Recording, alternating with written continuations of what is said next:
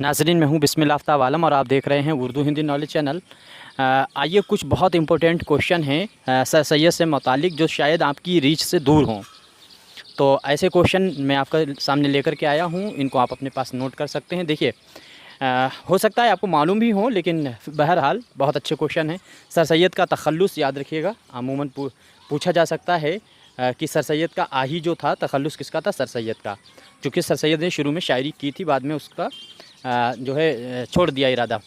आगे सर सैयद ने कितनी मसनवी लिखी? चूँकि शायरी की है तो मसनवी भी लिखी होगी, तो सिर्फ़ एक ही मसनवी इन्होंने लिखी है, कहीं पूछी जा सकती है। आगे देखिए, इनकी एक किताब है आसारुल सनादीद। आसारुल सनादीद जो तसनीफ़ इनकी है, उसमें फ़ारसी के किन शोरा का रंग नज़र आता है। आसारुल सनादीद आपको मालूम ही है, गरसा दतीसी ने इसका फ़्रांसीसी में तर्जुमा किया था।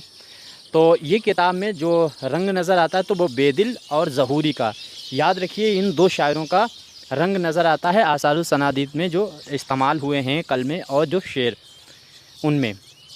आगे है सर सैयद की सोहबत। तो फ़ारसी के ये दिल्ली कॉलेज के उस्ताद रहे हैं इमाम सहवाई, इनका नाम याद रहे, इनसे अच्छी सोहबत थी सर सैयद की, यह आपको याद रखना चाहिए। इसके बाद में सर सैयद ने किस शायर के ख़ुतूत निगारी, किस शायर के ख़ुतूत निगारी की तर्ज़ तहरीर को अपनी नस्र में इस्तेमाल किया है? तो याद रखना है गालिब। गालिब की जो ख़ुतूत निगारी है उसी तर्ज़ तहरीर को अपनी नस्र में इस्तेमाल किया है।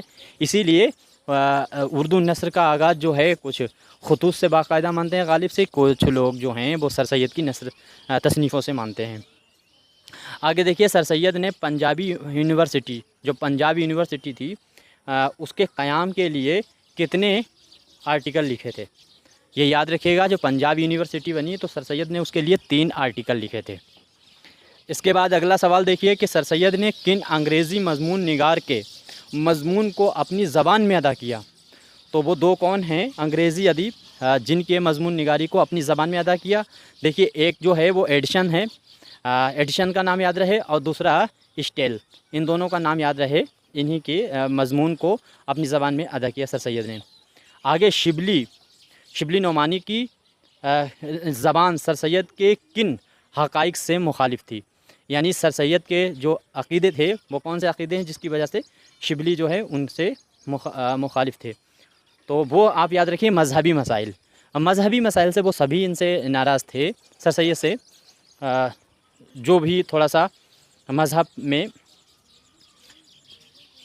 पुख्ता अक़ीदा रखने वाले थे।